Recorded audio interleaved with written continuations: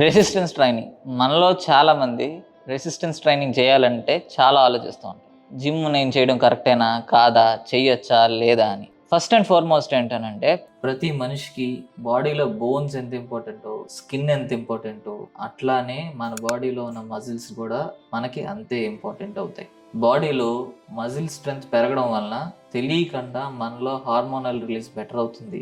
Sugar వచ్చే chances కూడా చాలా వరకు తగ్గుతాయి. ఈ రోజుల్లో చాలా మందికి ఎండోక్రైన్ రిలేటెడ్ ప్రాబ్లమ్స్ విపరీతంగా పెరిగిపోతున్నాయి. ఉదాహరణకి డయాబెటీస్ కానీ, థైరాయిడ్ కానీ. India diabetic capital of the world అవ్వడానికి మెయిన్ కారణాల్లో ఒకటి ఏంటనంటే మనలో ఉండే మజిల్ పర్సంటేజ్. ఎవ్వరూ కూడా మన బాడీలో ఎంత మజిల్ పర్సంటేజ్ ఉందన్నది తెలుసుకోము, అవసరం కూడా లేదు. దానికి తోడు అందరికీ ఏంటంటే స్ట్రాంగ్ ఇమ్యూనిటీస్ ఉండాలి, ఏ రోగం రాకూడదు, అలానే ఎక్కువ రోజులు బతికేయాలి. కానీ మనం చేసే ఫిజికల్ ఎక్సర్సైజ్ మీద మనకి దృష్టి ఉండదు. చాలా మందికి ఏంటంటే రోజు నేను వాకింగ్ చేస్తున్నాను సార్, లేదనంటే రోజు నేను మా ఇంటికి మెట్లెక్కి వెళ్తాను, ఆ ఎక్సర్సైజ్ సరిపోద్ది కదా, ఇంట్లో పని అంతా నేనే చేసుకుంటాను అని మాట్లాడతారు.